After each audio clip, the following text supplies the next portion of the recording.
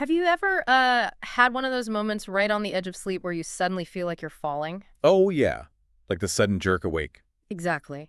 Or maybe you feel this strange, really deep vibration in your chest, and for a split second, you aren't entirely sure where you end and the mattress begins? Right.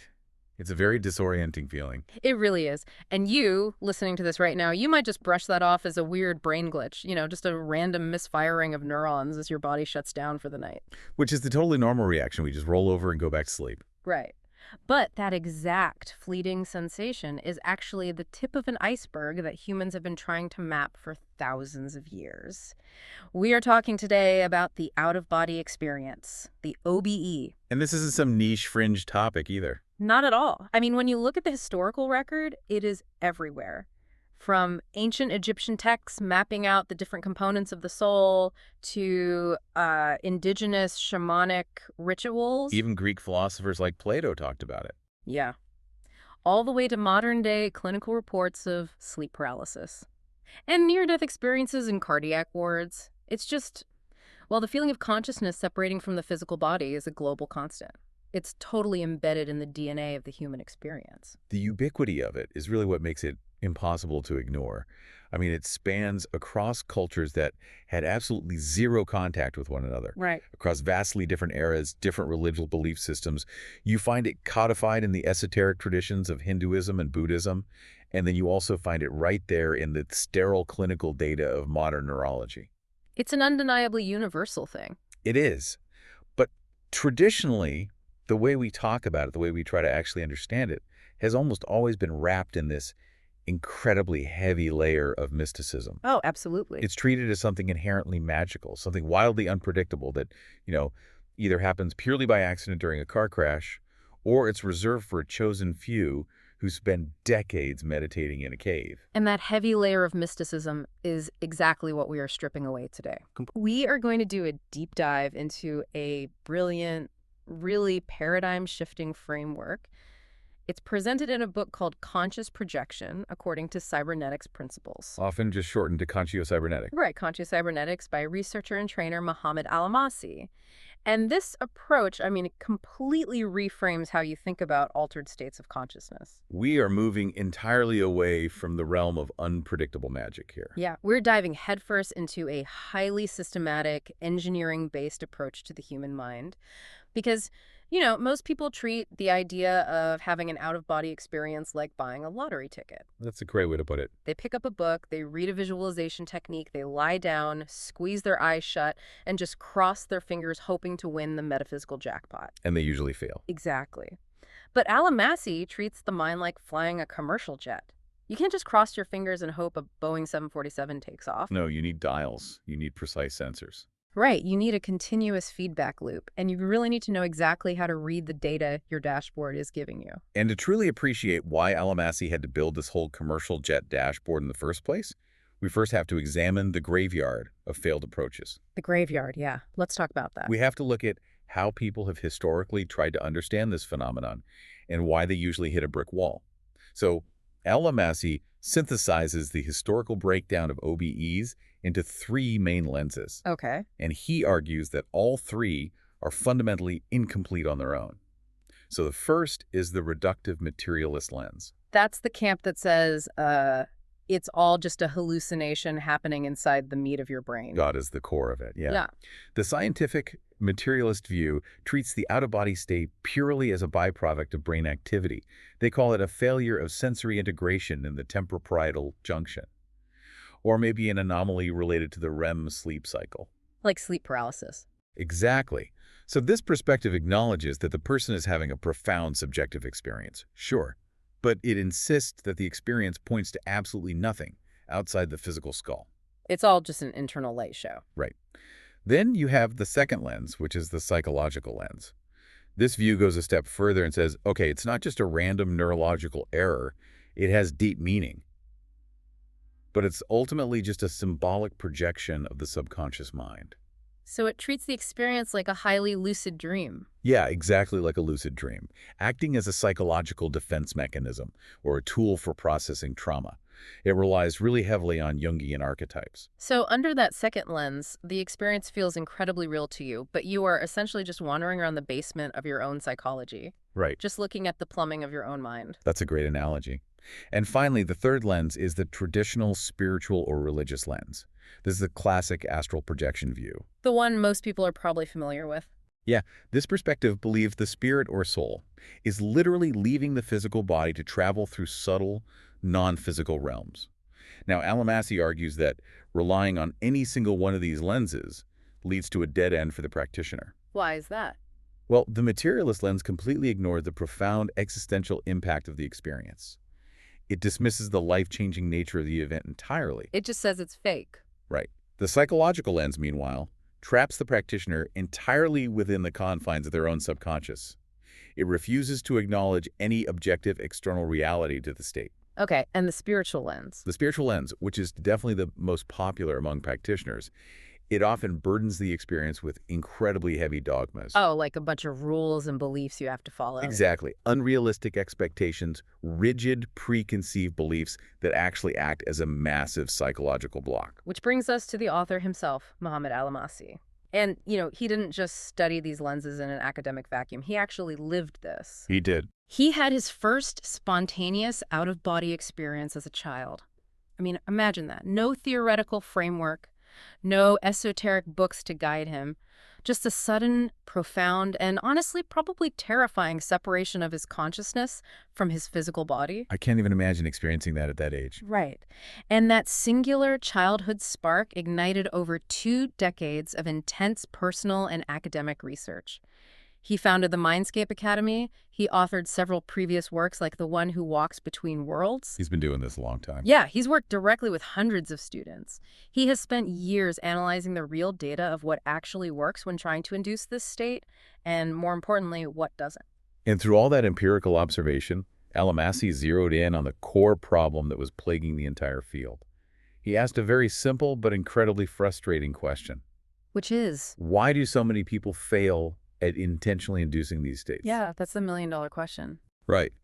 Because people buy the books, they memorize the esoteric instructions perfectly, they dedicate hours every night, and they still get absolutely nowhere. It's so discouraging. It is.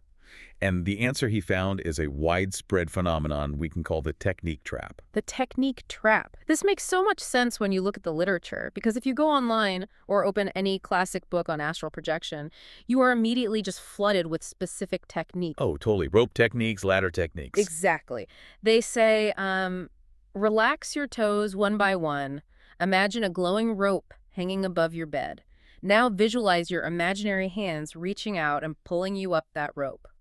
And Almasy points out that these techniques fail repeatedly because they completely ignore the most vital component of the entire operation.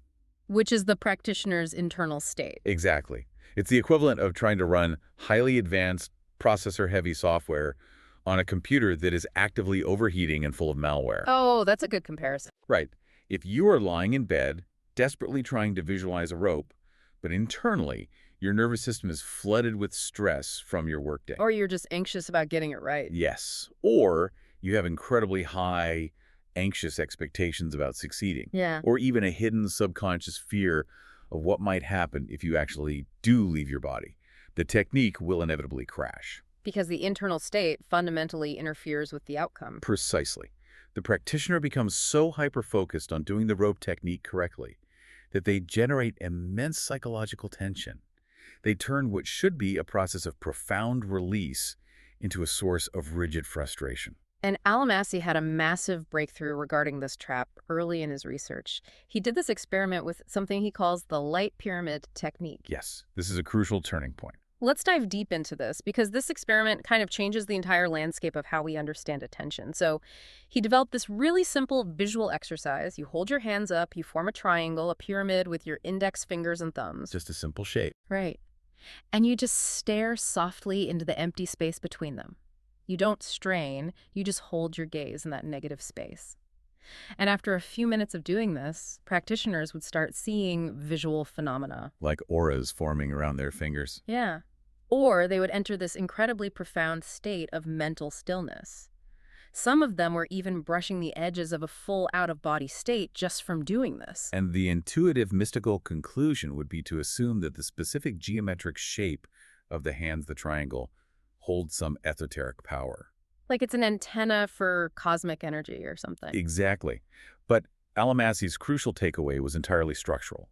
The secret wasn't the geometry, it was the mechanics of attention. Okay, explain that. The light pyramid technique worked because it naturally, almost accidentally, created a continuous sensory feedback loop. A feedback loop. Right. The practitioner looks at the empty space. The mind begins to calm down.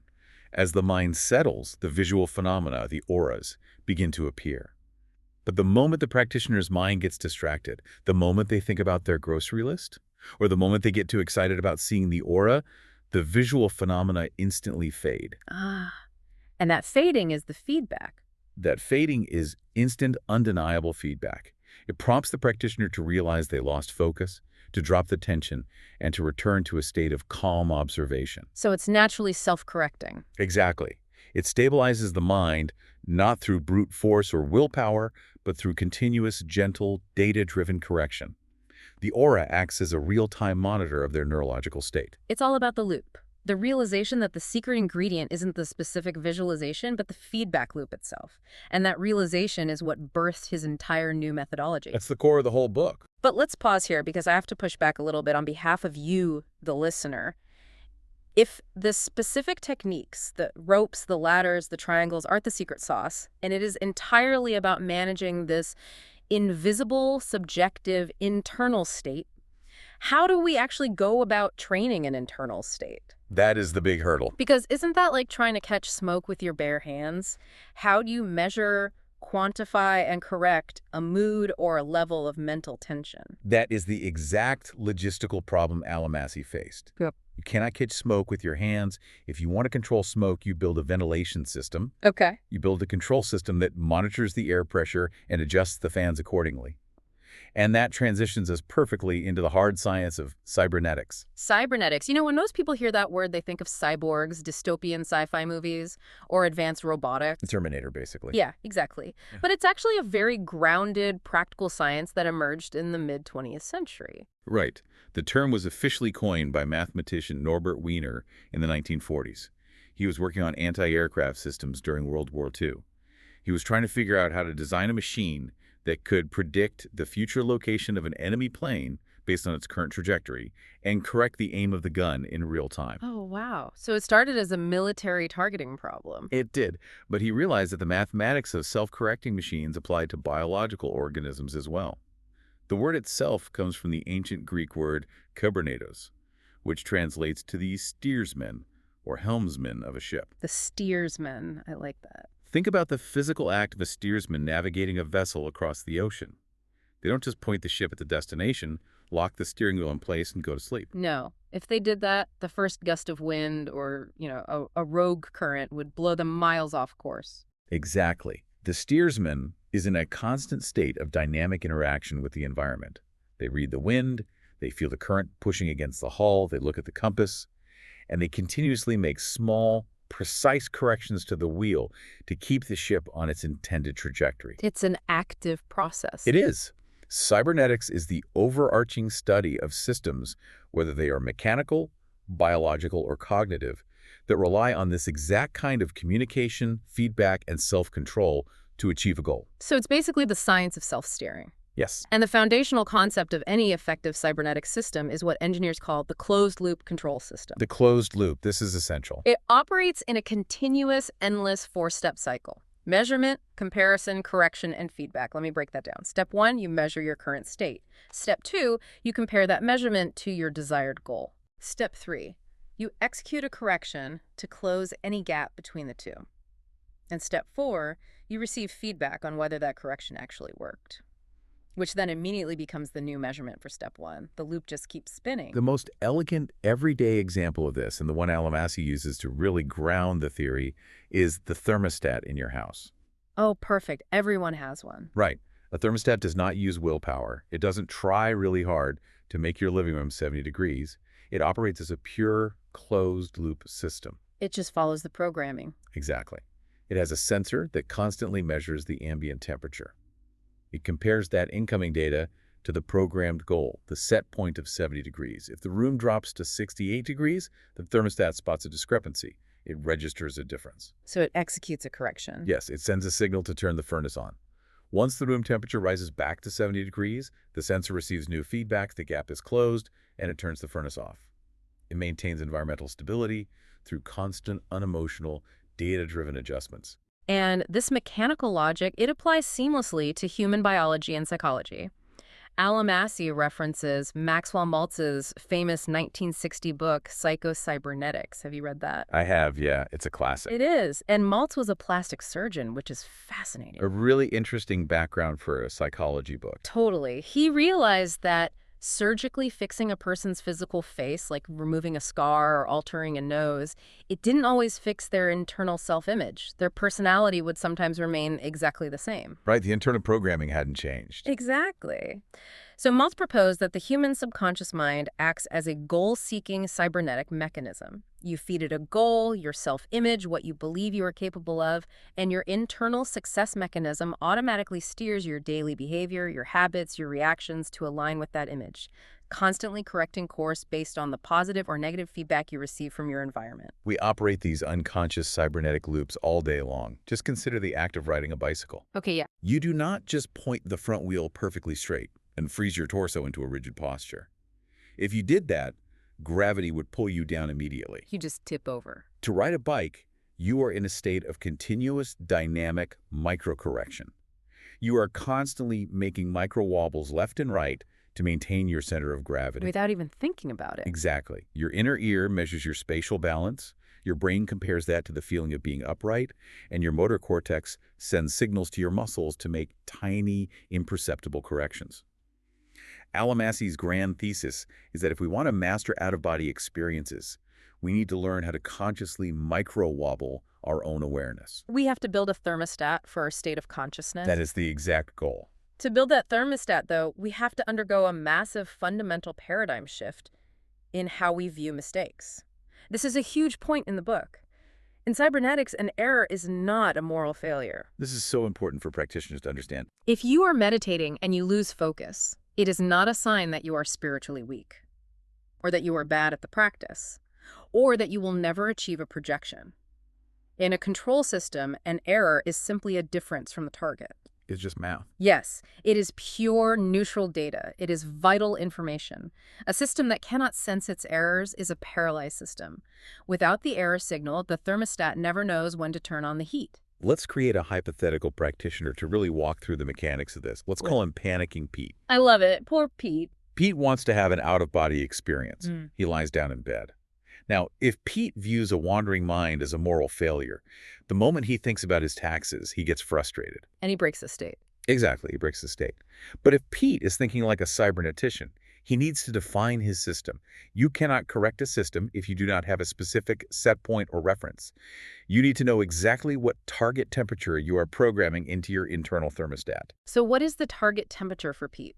What is the set point for an out-of-body experience? Because, a lot of people assume the goal is just leaving the body. They lie there actively trying to force their soul through the ceiling. And that is the absolute fastest way to fail.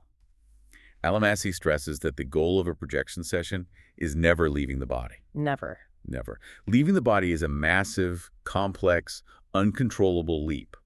That is the end result of a stable system, not the set point you input to stabilize it.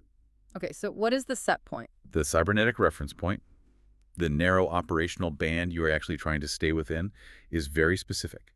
It is a deeply relaxed physical body combined with a crystal clear, awake, observing mind. That is the sweet spot. Body asleep, mind awake. It's the classic hypnagogic state, but you have to hold it indefinitely. Precisely.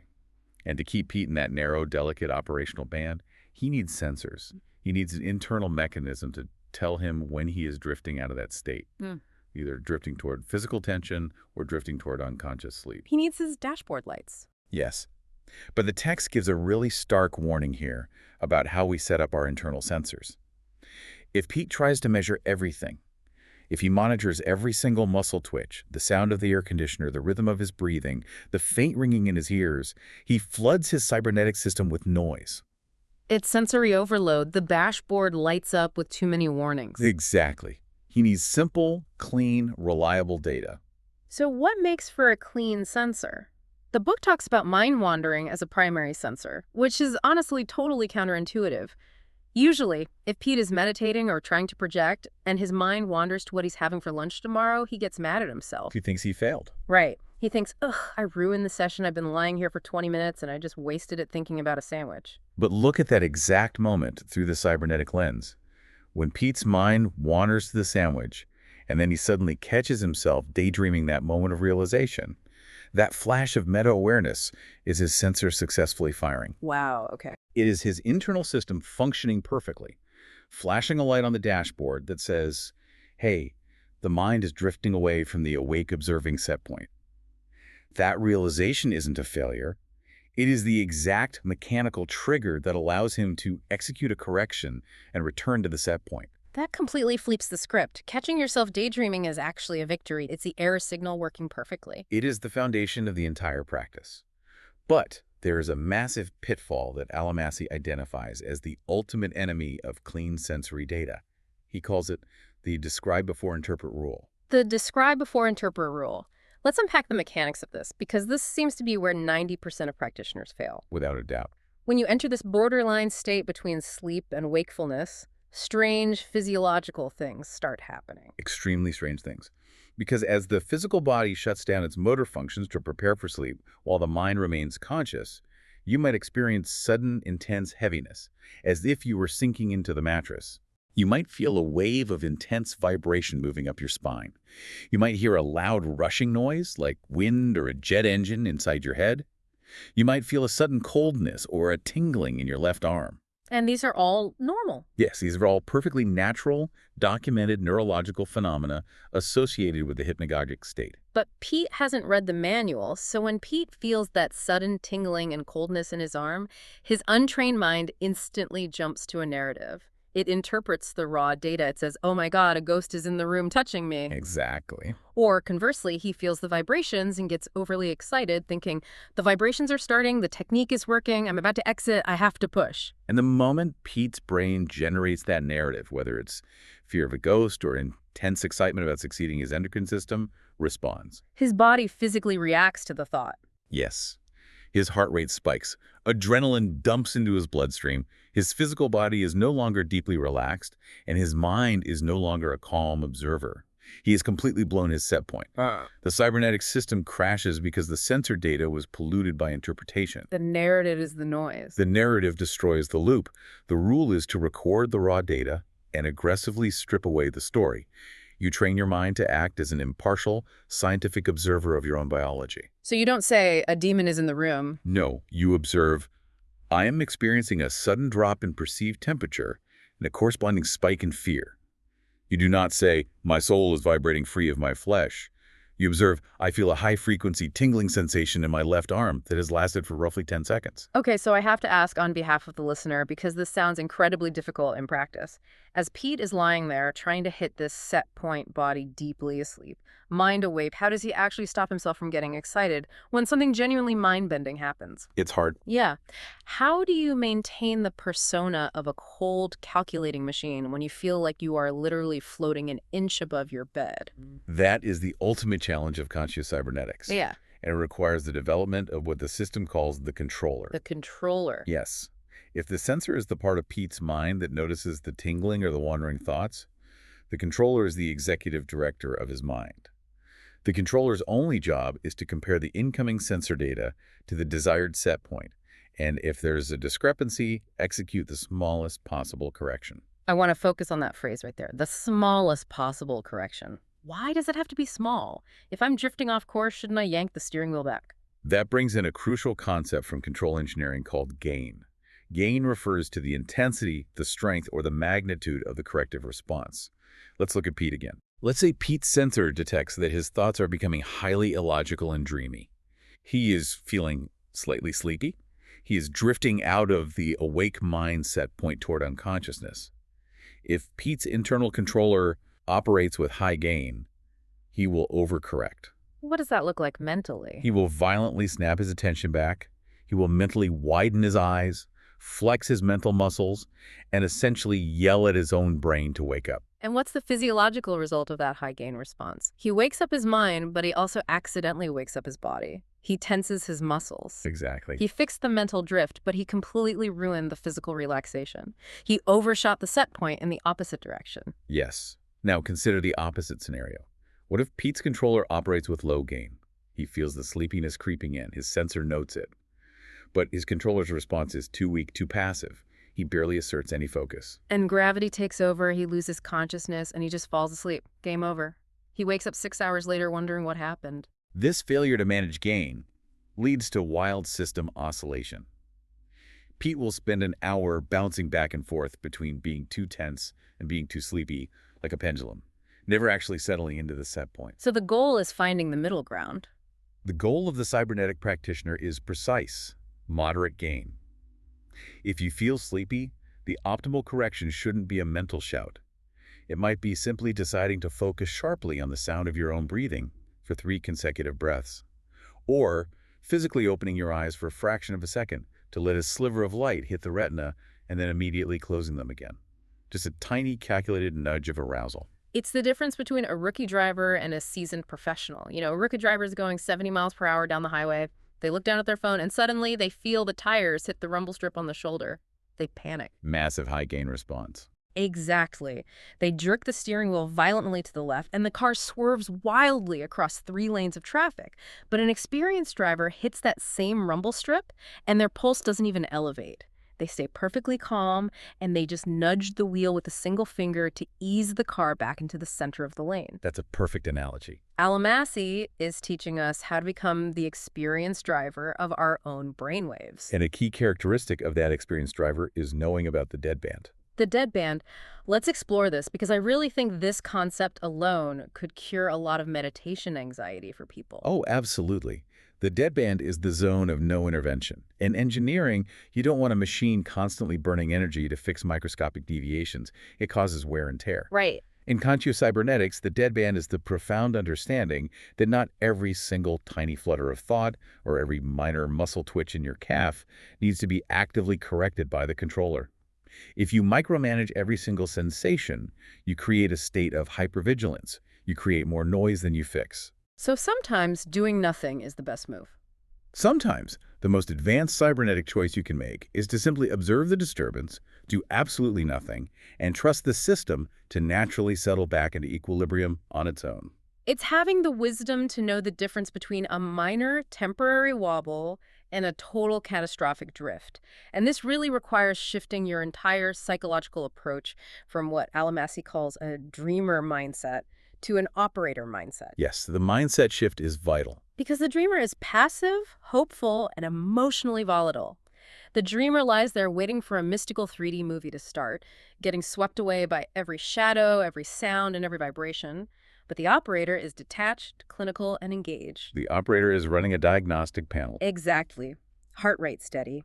Minor itch detected on the nose, entering deadband, ignoring it. Mind wandering detected. Applying slight focus correction to the auditory channel.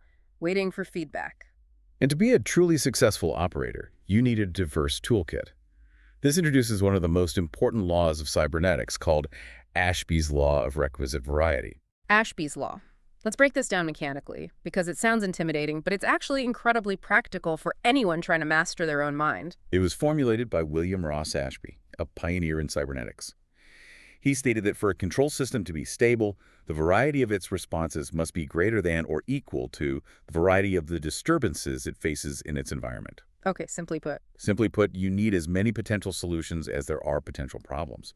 If the environment can throw 10 different types of disturbances at your system, your controller needs 10 different corrective tools to handle them. So applying this to Pete. Let's say Pete only has one tool in his entire toolkit. His only tool is try really, really hard to force my soul out of my body using willpower. What happens? Pete will fail. Because what happens when the disturbance threatening his set point isn't a lack of willpower, but sudden physical pain from lying in an awkward position? Or what if the disturbance is a sudden wave of deep sleepiness? Or just an incredibly itchy nose? Exactly. Trying to aggressively force an astral exit will not fix an itchy nose. In fact, it will likely create more tension. He needs a Swiss Army knife, not just a hammer. He needs a comprehensive library of small, specific tools calibrated for specific disturbances. If the disturbance is rising physical tension in the jaw, the specific tool might be a slightly longer, slower exhale to trigger the parasympathetic nervous system. And if the disturbance is a scattered mind, Then the specific tool might be returning his attention to a single sensory anchor, like visualizing a geometric shape. You must match the variety of the chaotic disturbances with an equal variety of precise, low-gain corrections. okay, so let's fast forward. Let's assume our operator has done all the hard work. They've managed their gain, they haven't overcorrected, they have a stable feedback loop, they've navigated the deadband, and they are perfectly locked into the set point. Body asleep, mind awake. Right. Now what? Do they Yeah. just lie there in the dark forever? How do they actually transition from this stable state into the out-of-body experience? This is the critical juncture. In a cybernetic control system, once the controller decides a specific action is needed to reach the final goal, it sends a signal to the effector, or actuator. The actuator. The actuator is a mechanism that actually executes the change in the environment. In the context of consciouscybernetics, the actuator is a specific mental or energetic technique. And Alamassy categorizes these techniques on a strict ladder of intensity: light, medium, and strong actions. And the cardinal rule here is that you never, ever escalate to a strong action unless the underlying system is already perfectly, undeniably stable. If you apply a strong action like intensely visualizing yourself being ripped out of your body while your system is still oscillating between tension and sleepiness, you will just shatter the session entirely. It's like slamming on the accelerator while the car is hydroplaning. Exactly. But once that relaxed body, awake mindset point is highly stable, and you start feeling those natural biological transitional indicators, the intense vibrations, the feeling of bodily expansion or a sensation of floating, then the practitioner can attempt transitional actions. These are what the wider community typically calls the exit techniques. Let's explore the mechanics of a few of these exit techniques from the book, because Alamassy kind of strips the magic out of them and explains why they work mechanically. The first one he focuses on is energy work. Yes. Now, remember our mission. We are taking the mysticism out of this. So when the book says energy work, he doesn't necessarily mean summoning magic, glowing light from the cosmos to charge your chakras. What is functionally happening here? In this specific operational context, energy work is viewed purely as a highly effective mechanical tool to shift your sensory attention away from the dense physical body. Okay. Imagine you are lying perfectly still. If you spend 20 minutes analyzing whether your physical arm is relaxed, your consciousness remains fiercely anchored to the biological meat of your arm. Because your attention is there. Right. But by engaging your tactile imagination, by deeply visualizing and trying to physically feel a current of warm, kinetic energy sweeping up and down through your body from head to toe, you are giving your consciousness a complex, dynamic sensation to focus on. You are giving your brain a highly engaging, immersive video game to play, so it stops paying attention to the couch it happens to be sitting on. You are unmooring the mind from the physical anchor by giving it a virtual anchor. And that leads directly to another fascinating technique: shifting the center of sensation. This involves actively manipulating the spatial coordinates of your awareness. How does that work? Well, right now, as you sit there listening to this, you likely feel that your center of consciousness are located somewhere right behind your eyes, inside your physical skull. That is where your sensory processing feels centered. Right, I feel like a little pilot sitting in the cockpit of my head. In this technique, while in that deep set point, you gently, deliberately push the camera of your consciousness outward. You use your imagination to place your center of awareness, your point of perception, 30 centimeters outside of your forehead. Oh, wow. Or you try to expand your awareness to fill the entire volume of the bedroom. By shifting the location of where you are processing sensation, you loosen the cognitive grip that permanently ties your identity to your physical biology. That makes a lot of sense. And then there's a completely different approach called the indirect method, Right. which the book highlights as arguably the most effective technique for beginners. It's incredibly effective. The genius of the indirect method is that it isn't done by lying down in the middle of the afternoon and trying to force your body to go to sleep. This technique is utilized right upon waking up from a deep sleep. The indirect method is brilliant, purely from a cybernetic efficiency standpoint, because it exploits a naturally occurring biological state. When you first wake up, especially in the middle of the night, or during the early morning hours after several REM cycles, your physical body is already deeply relaxed. It's full of sleep hormones. It is heavily flooded with the hormones that cause sleep paralysis. It is practically still asleep. But your mind, having just emerged from a dream, is just starting to boot up. You are naturally hovering right on the edge of the ideal set point. You don't have to build the loop from scratch. Exactly. Instead of starting from zero and spending an hour fighting physical tension, you simply hold perfectly, absolutely still the very second you realize you are waking up. You keep your eyes closed, you refuse to move a single physical muscle, and you immediately apply a transitional action, like the energy work or shifting the camera. You are catching the wave of the set point as it is already rolling into shore. Exactly. But no matter which technique you use, the book emphasizes one absolute unbreakable golden rule. If you break this rule, the exit sequence fails instantly, every single time. And the golden rule is simple. Attention dictates location. In the out-of-body state, your awareness instantly goes to wherever your attention is focused. Yes. If, during a delicate transitional state, you allow your attention to drift back to your physical body if you think, is my physical toe twitching? Or am I breathing too loudly? Or is my heart beating too fast? Your consciousness will instantly snap back into alignment with the physical body to project outward. The physical body must be entirely forgotten. It's an all-or-nothing detachment. Okay, so here's where I have to play devil's advocate because I'm sure you, listening at home, are wondering this exact thing. True. If I am lying in bed and I am purposely moving the camera of my mind 30 centimeters outside my head, and I am engaging my tactile imagination to feel energy moving through me, and I am actively, aggressively ignoring my physical body, couldn't I just be inducing a really vivid, highly detailed, lucid daydream? It's a fair question. How does Almasi separate active, creative imagination from an actual conscious projection into an objective, external reality? That is the million-dollar question in this entire field of research. And addressing it leads us directly into what might be the most profound and intellectually challenging part of the book. To answer how we separate subjective imagination from objective projection, Almasi brings in a complex theoretical concept called second-order cybernetics. Second-order cybernetics. Okay. So we are leveling up the physics engine here. What does that mean in plain English? Let's establish the baseline. First-order cybernetics is what we've been talking about so far. Studying a system from the outside. Think of the engineer studying the thermostat. Right. The engineer is completely separate from the machine. Their observation of the thermostat does not change the temperature of the room. But second-order cybernetics is the cybernetics of observing systems. It acknowledges a fundamental twist. The observer is not separate from the system. The observer is an active component of the system. Oh, wow. This sounds exactly like quantum physics. It's the observer effect. It is exactly like that. The famous double-slit experiment, where the mere act of a scientist measuring the quantum particle actually changes the behavior and the state of the particle itself. It is the exact same principle, but applied to the architecture of consciousness.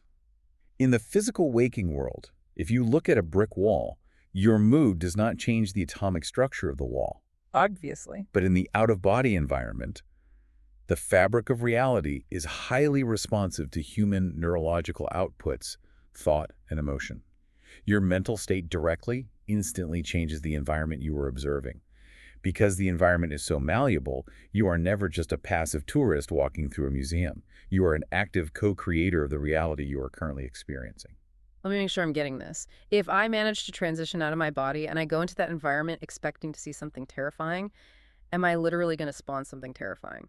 Almasi addresses this through a concept he calls emotional pollution. Let's walk through the mechanics of how a nightmare is built. Let's say a practitioner successfully enters the transitional state. Their body is asleep, their mind is awake. The natural biological shifts in their neurology cause a sudden feeling of intense vibration and a loud rushing sound in the ears. Okay. In a vacuum, this is just a normal, neutral, biological data point. It is just the sound of the system changing gears. But we aren't in a vacuum. Let's bring back panicking Pete. Let's bring back Pete. Pete has deep subconscious fears about the occult. He watched too many horror movies as a kid. Right. If Pete enters this state with deep unresolved fear, or if his fear gain on his controller is turned up way too high, his observing mind instantly misinterprets that neutral vibration. The mind panics and says, this is an attack. This is malicious. There's an entity here. Oh. And because Pete is now operating in a second-order cybernetic environment where thought manifests instantly, That neutral biological vibration might literally morph and coalesce into the visual or tactile manifestation of a terrifying entity standing over his bed. The environment physically warps to reflect the observer's internal emotional pollution. So it's like wearing a pair of augmented reality fear goggles. That's exactly what it is. If you put on the fear goggles, the entire out-of-body environment is rendered by your brain to look like a horror movie. You aren't actually under attack by a demon. You are literally scaring yourself with your own unmanaged feedback loop. And that hallucination creates a vicious, self-sustaining cycle that Almasy calls the feedback loop of belief. The cycle operates like a trap. How does the trap work? It goes like this. You have an initial experience, the biological vibration. You interpret that experience through a lens of fear. You believe it's a demon. That terrifying interpretation adjusts your future expectations, so you now deeply believe that out-of-body states are inherently dangerous and full of demons. Which means your next session is doomed. Therefore, the next time you try to project, you go in with even higher levels of fear, practically guaranteeing another even more vivid negative experience. You have unintentionally built a closed cybernetic loop of pure terror. That is wild. That perfectly explains why you can go online and read one forum where people describe the out-of-body state as a beautiful, transcendent, life-affirming journey of light, and another forum where people describe it as a hellish nightmare of sleep paralysis demons. Yes. They are both experiencing the exact same underlying state, but their second-order feedback loops are rendering completely different realities. It is entirely about the cleanliness and the stability of the observer. So practically speaking, how does Almasy suggest we maintain psychological balance and avoid polluting our own experiences? He outlines very strict, pragmatic safety protocols. First, he emphasizes that you must never try to push through intense, unmanageable fear. If your system is overwhelmed by panic, you must abort the session immediately. Just pull the plug. Return your focus to your physical body. Wiggle your toes, ground yourself, and try again another day. Do not force the cybernetic system into a state of chaotic oscillation. Second, and most importantly, he relies heavily on an analytical tool he calls the 5-line review. The 5-line review. This sounds like the ultimate antidote to the narrative noise we talked about earlier. How does this work? After every single practice session, whether you successfully projected or just fell asleep, you must document it objectively in a journal. But you don't write a 10-page flowery fantasy epic about fighting astral dragons or talking to angels. Keep the story out of it. You restrict yourself to roughly 5 lines of raw clinical data. You write, reach deep relaxation in 20 minutes. Mind wandered twice. Caught it. Felt intense vibration in the chest. Heart rate spiked. Fear emerged. Aborted session. Just the facts. This disciplined journaling trains your brain over time to treat the practice as an incremental, measurable scientific skill rather than a desperate escape from reality or a mystical chosen one narrative. It cleans the data for the next loop. Okay, I want to take a massive leap forward now. Let's assume our listener has put in the months of work. They have mastered the feedback loop, they've lowered their emotional gain, they've kept their observer effect perfectly clean and objective, they've successfully executed a transitional action, and they are out. They've achieved separation. They have separated. Where are they? What does it actually look and feel like to exist outside the physical brain? The phenomenology of the out-of-body state, the actual sensory, what it feels like to be there, is incredibly diverse. But Almasy maps it out geographically, based on thousands of consistent reports. Typically, the first area a projector enters upon separation is what is called the real-time zone. The real-time zone. Yes, ma'am. From what I understand, this isn't a magical fairy forest. This is basically just a slightly weird, filtered copy of your actual physical bedroom, right? Correct. It is considered an etheric, energetic overlay of the immediate physical world. Projectors often report that their bedroom looks structurally identical. The bed is there, the dresser is there, but the lighting is strange. Strange, yeah. It is often described as having a pervasive bluish hue, or a self-luminous quality where objects seem to emit their own faint light rather than reflecting a light source. In this zone, they might look down and see their own physical body sleeping in the bed. That would be a trip. They might also perceive the classic silver cord, which is described as an energetic tether connecting their projected consciousness back to the physical body, ensuring they can always return. But the real-time zone is just the shallow end of the pool. It's the foyer. Exactly. As the projector moves further away from the dense gravity of the physical body, they enter the deeper astral levels. These environments are radically different. They are much more fluid, highly subjective, and are heavily shaped by collective human thought and emotion. So things get weird. Very weird. You might find surreal landscapes that completely defy the laws of physical physics. You might find the symbolic environments that look like ancient cities, or realms built entirely by the shared unconscious beliefs of the millions of entities residing there. And how exactly are we navigating these crazy levels? We obviously aren't dragging our physical meat suits around the astral plane. We need a vehicle. The book details a complex, multidimensional framework called the vehicles of consciousness. I want to break these down mechanically because it sounds like we have a whole garage of different bodies. We do. Alamasi uses a very specific anatomical framework to describe the different suits consciousness wears depending on the density of the environment it is exploring. You have the physical body, which we all know, dense matter, biology, neurons. Then immediately overlaying that, you have the energetic body or the energosoma. What does the energosoma actually do? Is it just a battery? It acts as the vital energy interface. It is the energetic glue that connects the physical body to the higher bodies. During the out-of-body transition, the energosoma is heavily involved. It is what produces those intense vibrations projectors feel. It doesn't usually travel far from the physical body, acting more like a localized energy field. But the real star of the show, the vehicle you actually travel in, is the emotional body, or the psychosoma. The psychosoma. So when someone says they are astral projecting, they are almost always flying around in their psychosoma. Yes, the psychosoma is the primary vehicle for most out-of-body travel. It usually takes on a humanoid shape, mimicking your physical appearance, but it is highly responsive to your emotions.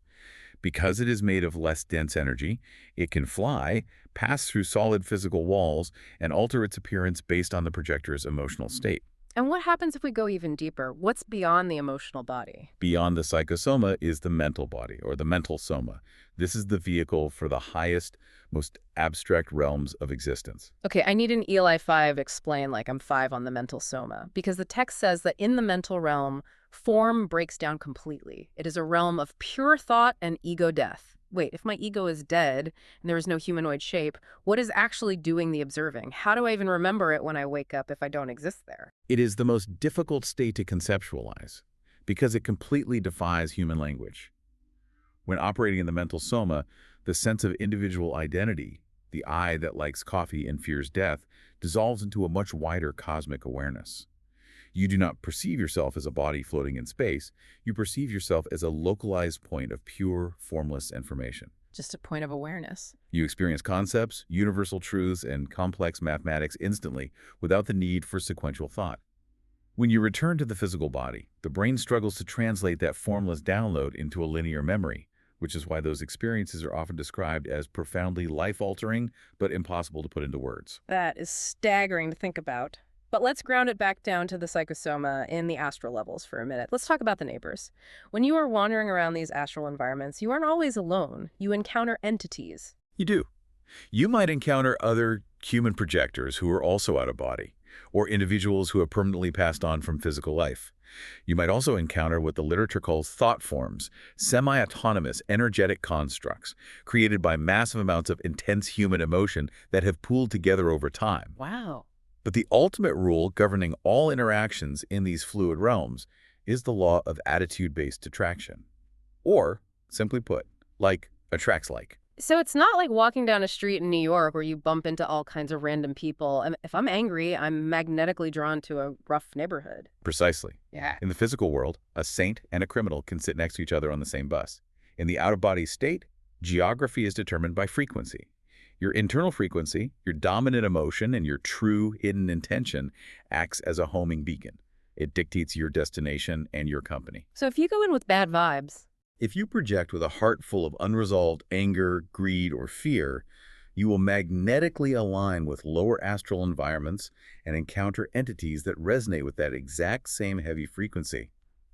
If you project with a sense of peace, deep curiosity, and high ethical intention, your frequency will literally lift you into higher, more harmonious, luminous environments. This is why mastering your internal cybernetic state isn't just a technical trick for getting out of the body.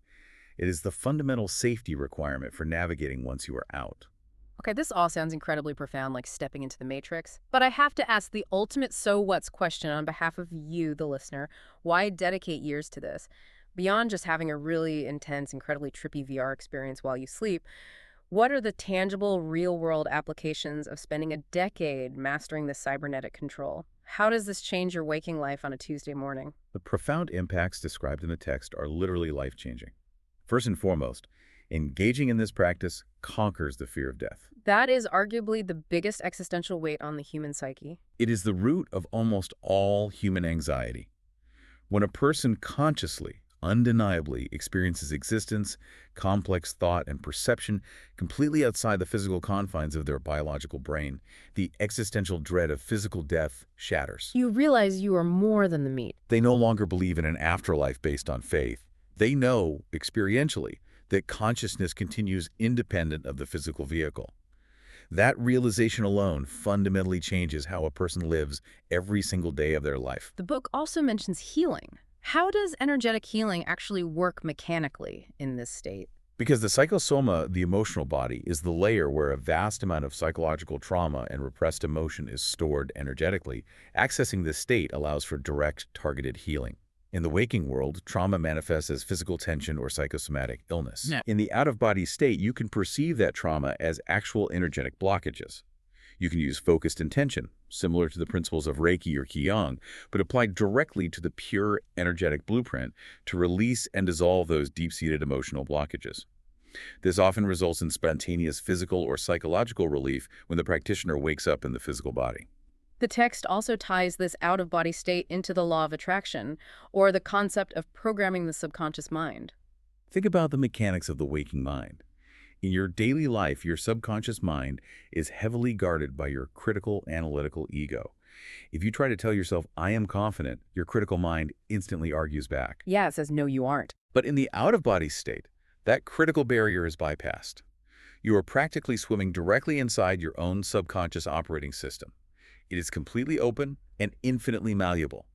Visualizing your goals, rehearsing complex skills, or affirming positive behavioral changes while in this state leaves a profound, immediate, and lasting imprint on your psyche. It is the equivalent of having root, administrator access to your own neurological programming. And finally, there is this fascinating concept of discovering the proexis. The proexis is a term used to describe an individual's existential program or core life purpose. Many advanced practitioners report that by accessing the higher levels of consciousness, specifically moving toward the mental soma, they are able to commune with higher aspects of their own awareness or advanced guides. And what do they find out?